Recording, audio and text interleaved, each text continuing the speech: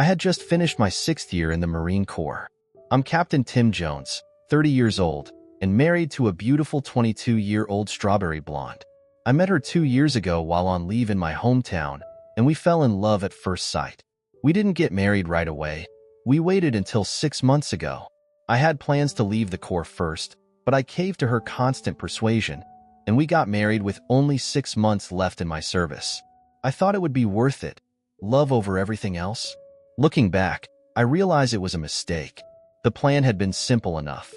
After leaving the Marines, I'd finally settle into a civilian job and life would be perfect. Everything seemed to be going well, until this unexpected turn came my way. I was teaching at the infantry school when I got orders to head to Africa for 3 months to train another country's Marines. In 20 years, these Marines would become our adversaries, and American soldiers would be fighting the very people I was training. Politicians, ugh, I despised them. I kissed my wife, Nancy, Nan for short, goodbye and promised I'd be back before Christmas. It was September when I left, and true to my word, I returned in the first week of December. Christmas and New Year's passed in a blur, and we returned home to settle into a condo near my new job. I had everything I needed: an amazing wife, a promising career, and a life to look forward to. But then came another hiccup. I checked out of the Marines the day before, and now we were at our rental property. I watched as the movers packed up our belongings, moving from room to room, hauling everything into the truck. It wasn't until I was standing in the bedroom, watching them disassemble the bed, that the weirdest thing happened. One of the movers looked at me, grinned, and shook his head. Confused, I looked down and saw what he was smiling at. 10 dried-up used condoms scattered on the floor. My heart sank. Nan and I had never used condoms. She was on the pill. This didn't make sense. I stood there, frozen, as the movers continued their work, finishing up the bedroom and moving on to the spare room. I closed the door behind me, my mind racing. When the truck was packed and heading off to Memphis, I called Nan over and opened the door to the bedroom. "I'm not cleaning this up," I said flatly. She gasped, hands covering her mouth. "Oh God, no," she whispered, collapsing to the floor. "Please understand, it was a one-time thing. You were gone, and I was lonely. It didn't mean anything." I didn't answer right away. "Looks like it was more than just a one-time thing," I replied, scanning the floor. "I count 10 here." She began to sob uncontrollably. From Nan's perspective, I could hear him start vacuuming the spare room. Slowly, I got up, grabbed a plastic bag, and gathered the condoms off the floor, throwing them into the trash. Tim finished vacuuming and asked me to stop and pick up dinner on my way back, something I took as a small sign of hope that maybe we could make it through this. I locked up the house and headed out to grab some fast food. As I pulled into the motel later, I received a text with room details. Room 135 was in the back, on the ground floor. I opened the door and was relieved to see only one bed, a king-sized one. Maybe this could work. I was determined to make things right. I decided that, with a little effort, I could get him to forgive me. I set the table, ready for supper. Dinner was quiet. No greetings, no kisses, just silence. Eventually, Tim spoke up. "Want to explain?"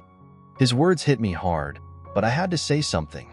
"I was so lonely when you left for Africa," I began. "I cried for days, but I told myself it wouldn't be that long. Besides, you weren't really in a war zone. You were teaching." I decided to pull myself together, focus on our future. I paused for a moment, hoping he'd understand. The weight of what I'd done hung in the air, but I wasn't sure how to fix it. And then, the story took another unexpected turn when I was driving one morning and my car broke down. That's when I met a stranger, and things began to spiral. I tried to pay him, but he refused. So, I asked if he'd let me buy him lunch instead, and he agreed. We headed over to the Waffle House on Highway 98 and talked for a couple of hours. He was from San Francisco, taking a break from college and just riding around the country on his bike. He was half Irish, half Japanese, with long black hair, and, to be honest, he was very attractive. He was also intelligent and fun to be around, which made it all too easy to make a mistake. I invited him back to the house. I was lonely, and I thought you'd never know. I didn't expect things to spiral out of control, but they did. He spent the weekend with me. Even though I was on the pill, I made him use condoms, just in case. I didn't want to catch any STDs. On Monday morning, he packed up and left on his bike. I haven't seen or talked to him since. But there's one thing I still don't understand: the condoms. He would always go to the bathroom after, so I assumed he flushed them. I don't know why he left them behind, under the table. I never moved it, and I never noticed what was left behind until now. Please, Tim, don't let this affect us. I love you. I was just lonely, and you were so far away. I missed you so much. Tears welled up in my eyes as I spoke. Tim stood up and pulled me into his arms. We showered together and lay on the bed, but the damage had been done. That night and the next morning, we made love again, trying to reconnect before we left for Memphis. He still loved me, but trust would never be the same. From Tim's perspective, yes, I still loved her, but trust? That was gone. She had fooled me for 3 months, and now I wasn't sure how much of her story was true. I decided it was partly my fault. One of the reasons I hadn't wanted to marry while I was in the Marines was because of the loneliness that comes with it. Being married to a Marine means a lot of time apart. Long deployments, tours where you're unaccompanied. It puts a strain on any marriage. So, when I left for 3 months, I thought it would be temporary. Once, I could accept. But now, I would keep a close eye on her, no matter what. Let's skip ahead 3 years. Everything seemed perfect. I had made a small fortune in the commodity business, thanks to some clever decisions. Nan and I were looking for a house out in the country, somewhere peaceful, where we could start a family. No more problems. She was happy, and we were always together. Even when I had to travel to Chicago, she came with me. I still didn't trust her alone, though. I couldn't forget. Nan called one day to tell me she'd found the perfect place. An old antebellum house on 120 acres. The house needed a lot of work, but she thought it would be perfect. I agreed to check it out. When I saw it, I could picture how it would look restored to its former beauty. We decided to buy it. We found a contractor with good references to handle the restoration. He moved to town and started working, setting up his office in a small trailer about 300 yards from the house. Nan wanted to make sure everything was done right, so she bought the trailer, had it moved to the property, and set it up with electricity and a septic system. I had no problem with that, but after everything that had happened, I still didn't trust her. I decided to install hidden cameras in the trailer. I figured, if I really loved her, I had to be cautious. The cameras connected to a website that I could access at any time. For the first 2 months, everything seemed fine. But then, one Wednesday afternoon, just after lunch, I logged on to check. What I saw shocked me. Nan and Sam, the contractor, were in the trailer, going over some plans. But as I watched, Sam's hand slid down to her butt and squeezed. Then he said, "When are you going to let me have some of that sweet part of yours again?" I couldn't believe it. Nan grabbed him, kissed him on the mouth, and then, laughing, Sam said something I couldn't make out. The knot in my stomach tightened as I watched. My worst fears were being realized. I watched the scene unfold, unable to tear my eyes away as Sam picked her up and carried her into one of the bedrooms. These rooms were never used, but the beds had sheets on them now. That realization hit me like a punch to the gut. What the hell was going on? This wasn't the first time. Where had she been sneaking off to? I couldn't even begin to imagine. I couldn't keep pretending this was normal. It was becoming too clear. This was about to end. After they were finished, she took the condom off. I couldn't stop thinking about what had happened the last time she left that task to someone else. She came back into the bedroom, started to get dressed, and he helped her with her bra. As if it were the most casual thing in the world, he said, "My guy's ready. You just say when." I couldn't believe it. She had told me she wanted to wait until the house was finished.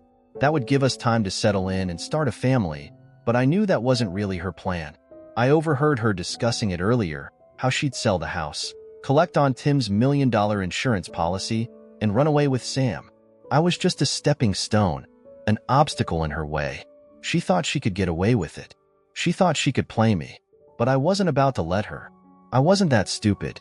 I turned off the computer, my mind racing.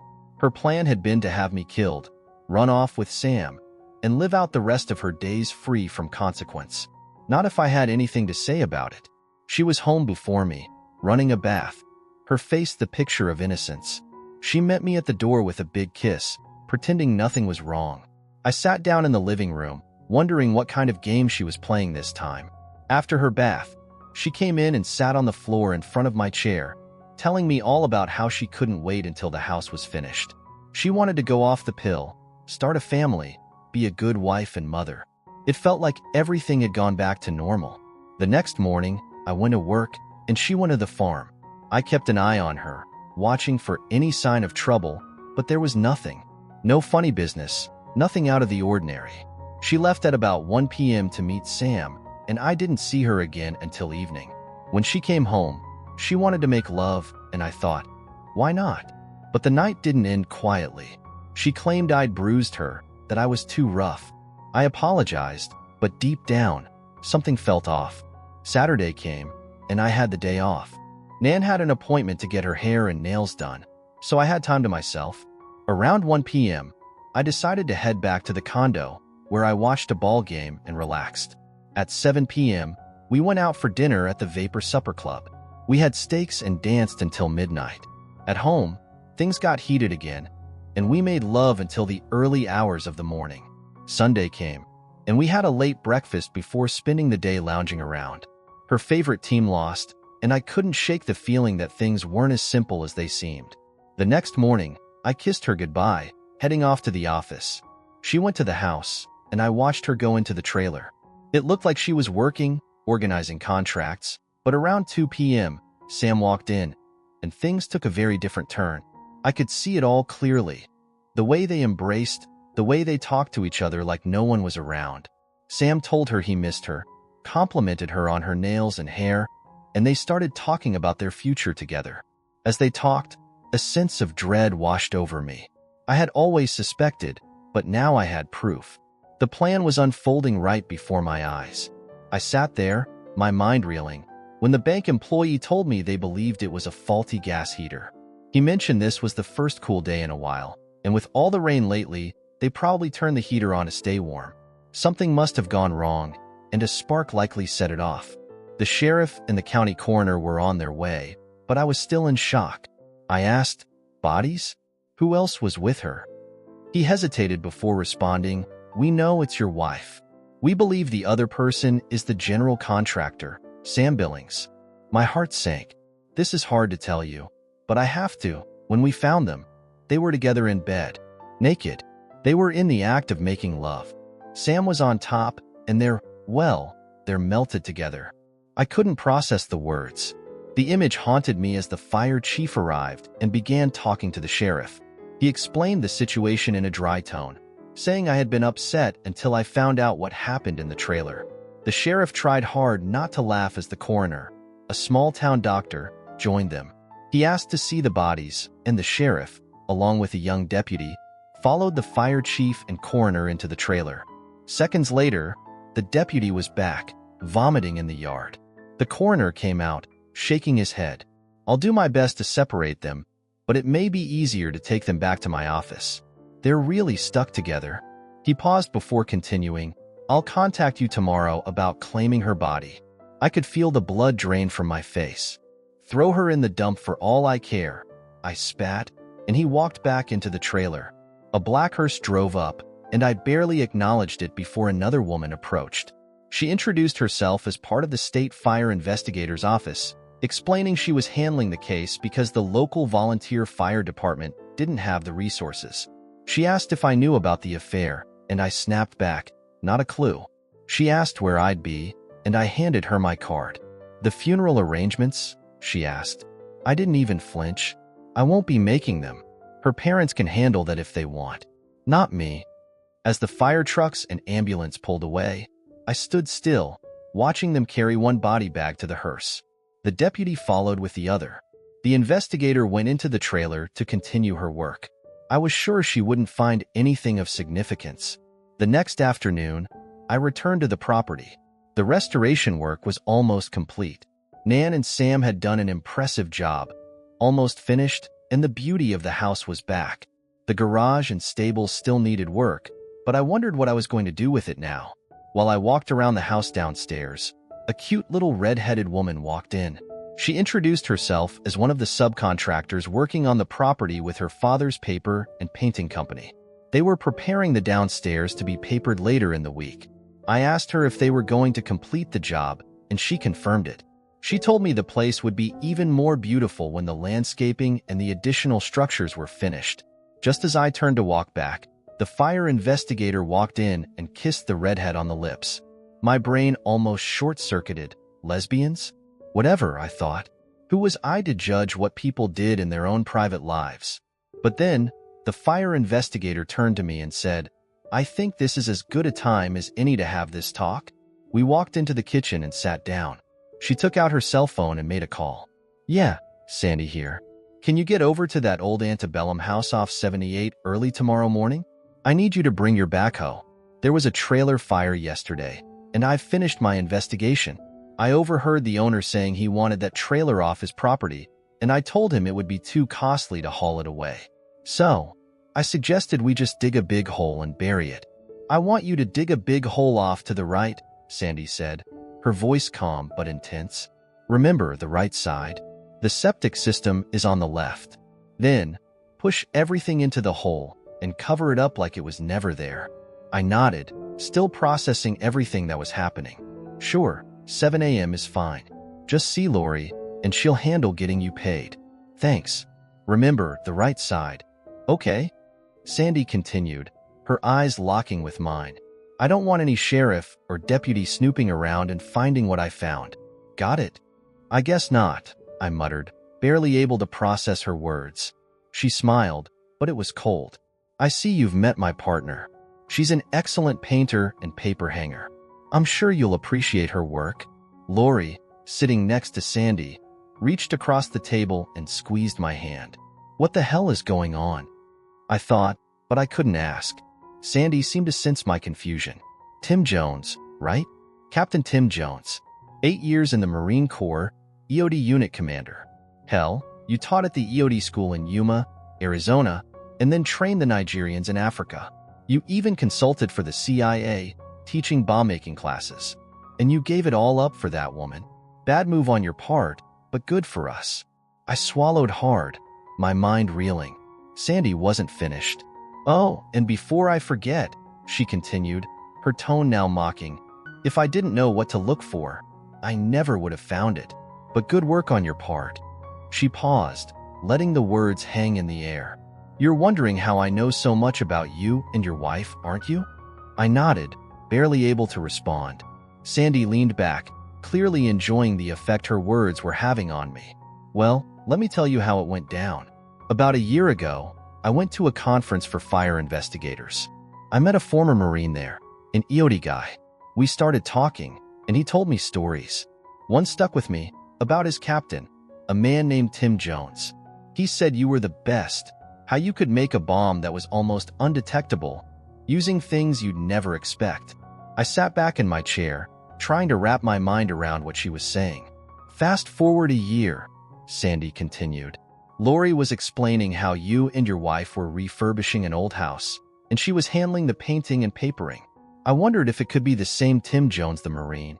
So, I checked you out, and it turns out you were the Tim Jones from those stories." Sandy's words hit me like a ton of bricks. She knew everything. Lori suspected your wife and Billings were having an affair. She saw them leave the job site together, picking out materials, and thought they were gone too long. Then, they started spending way too much time alone in the trailer. When I heard about the fire, I figured you must have caught them. So, I did a little digging." Sandy smiled, as if the whole situation was some game to her. "Okay, so you know all about me," I replied, my voice flat. "I killed 2 people yesterday, so what do you want? Money? Do you want me to sign over the title to this house?"